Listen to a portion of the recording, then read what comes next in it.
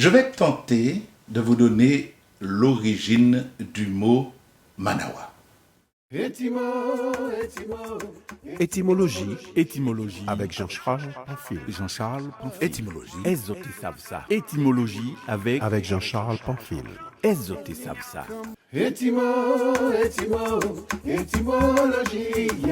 Sur les tonnes de Balbaoual, faut écouter Jean-Charles Pamphile.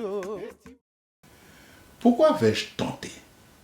Eh bien, parce qu'en m'attaquant à ce mot, j'ai découvert 3 écoles. Voyez-vous, Manawa est comme le mot coquet. Ces 2 mots en particulier n'ont pas du tout bonne presse chez nous aux Antilles. Mais je profite de cet encart pour parler d'un autre mot que l'on disait du temps de nos grands-parents et de nos parents. Catin ou caté. Oh, à l'âge honorable que j'ai atteint, je ne sais plus dans quelle partie du pays se disait catin ou caté. Traiter une femme de catin ou de caté dans le temps avait la même équivalence que la traiter de Manawa. Catin ou caté a depuis longtemps disparu du vocable des Antilles françaises. En fait, ce mot n'était employé que pour celles qui s'adonnaient à la prostitution. Le mot catin ou caté est une déformation du verbe français encarter qui signifie fixer sur une carte. Dans le temps, on disait également encartonner. Le verbe carter a pratiquement disparu du vocable français. Encarter faisait référence à une prostituée. Ce mot était extrêmement dégradant chez nous aux Antilles. Nos grands-parents et nos parents ont été les dernières générations à avoir connu et vu des catins. Une femme de joie, pour ne pas dire prostituée, était obligatoirement inscrite ou enregistrée dans un système officiel de la réglementation des maisons closes en France qui ont, aux grandes dames des amateurs, fermé en 1946. En Martinique, les prostituées étaient soumises à la même surveillance médicale et administrative stricte dans le cadre de la réglementation de la prostitution. Cela impliquait des contrôles sanitaires réguliers et une inscription dans un registre afin de limiter la propagation de maladies vénériennes comme la syphilis. Une femme encartée était inscrite dans ce registre et avait un carnet ou une carte, d'où le verbe encarter, ce qui attestait la régularité dans ces contrôles. Pour ce qui concerne Manawa, outre le fait que Manawa est une ville américaine située dans la comté de Waupaca, dans l'État du Wisconsin, 3 écoles donnent une définition particulière de ce mot. 3 écoles, entendez-vous? Dans son livre « Étymologie et histoire du mot créole martiniquais », David Gagné-Albert donne une définition assez surprenante de Manawa au travers d'un dialogue. Je le cite. « Hier soir, j'ai vu des femmes sur le trottoir de Terre-Saint-Ville. Et mon père m'a dit que c'était des Manawa. Au lieu de dire men of out comme son père lui avait enseigné, Sandra avait carrément dit le mot Manawa. Voilà. C'est depuis ce jour-là que le mot man of out, homme de la rue, s'est transformé en Manawa pour désigner les filles de joie de la Martinique. Fin de citation. Ça, c'est la première école. La deuxième école prône une toute autre idée. Il s'agirait de femmes qui se donnaient volontiers aux militaires de passage dans les îles que les filles de joie anglaises auraient désignées tant en Guadeloupe qu'en Martinique sous le nom de Man of War.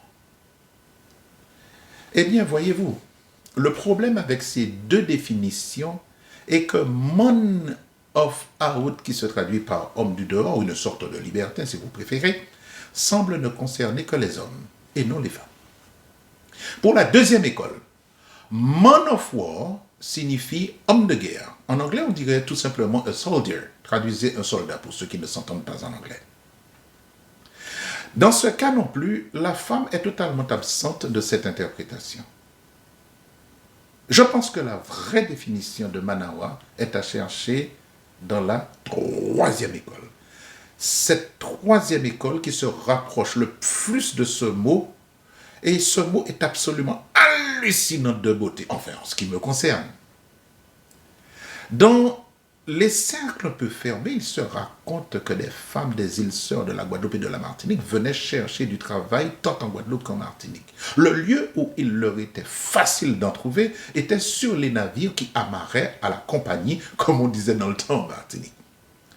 Les femmes abordaient les marins en leur proposant d'être leurs lessiveuses.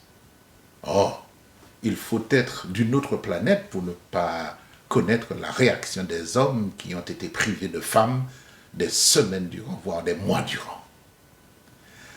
Ces hommes qui débarquaient à la compagnie avaient l'embarras du choix de sa lessiveuse. Alors, profitant de leur position dominante, ces messieurs faisaient des avances aux femmes qui étaient souvent des Sainte-Luciennes ou dominiquaises. Eh oui, l'argent est le nerf de la guerre. Mais ces braves femmes n'étaient pas là pour s'envoyer en l'air. Elles étaient là pour chercher et trouver le job qui leur permettrait de nourrir leur famille. De ce fait, pour refuser les avances de ces hommes peu scrupuleux, elles avaient une manière particulière de les repousser. Elles disaient donc « mon » puisqu'elles étaient anglaises, « awa ». « Mon awa » était une manière catégorique de mettre fin à l'ardeur de ces hommes affamés de sexe. Mon awa signifiait donc « non monsieur, je ne coucherai pas avec vous ». Sous-entendu, je ne suis pas là pour ça. Du coup, aux yeux de ces soldats blancs pour la plupart, ces femmes qui se refusaient à eux étaient des mon awa ou celles qui disaient tout le temps mon awa. Mon awa. Vous savez, c'est comme en France durant la Grande Guerre. N'appelait-on pas les Allemands Bosch ou Schleu ou même les Schnell? Ces noms ont une origine que je ne saurais vous donner ici parce que ne la connaissant pas. C'est aussi simple que cela. Le seul mot que je pourrais vous dire, c'est Schnell, parce que les soldats allemands poussaient les prisonniers et leur répétaient tout le temps Schnell, Schnell, ce qui signifie allez, vite, vite, vite. Mon awa, qui est devenu Manawa tout court, est vraiment le contraire de ce que nous avons jusqu'ici pensé. Il ne s'agissait donc pas d'une femme aux mœurs légères qui se donnait au premier venu, mais d'une femme vertueuse qui refusait de se livrer aux hommes comme l'aurait fait une prostituée. Ah, je ne sais pas pour vous, messieurs, mais je trouve que cette troisième école tient beaucoup plus la route que Man of Out ou Man of War. Mesdames, il vous sera difficile de vous laisser traiter de Manawa sans que cela résonne en votre esprit comme l'insulte la plus dégradante au pied même de l'autel de l'abomination linguistique. Voyez-vous, j'ai encore consulté mon dictionnaire pour trouver des mots doux à dire à une femme.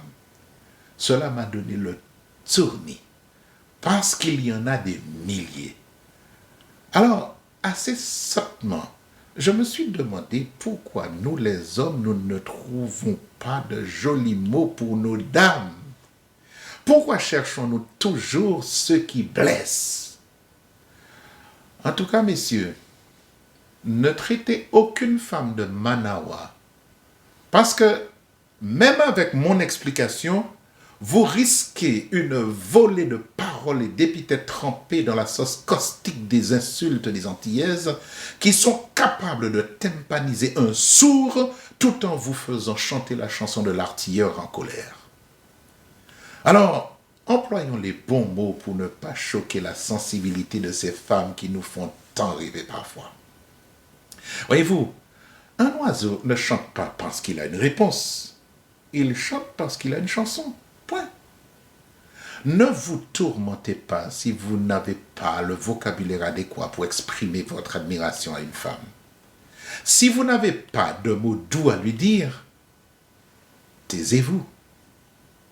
Messieurs, notre esprit est déjà tordu.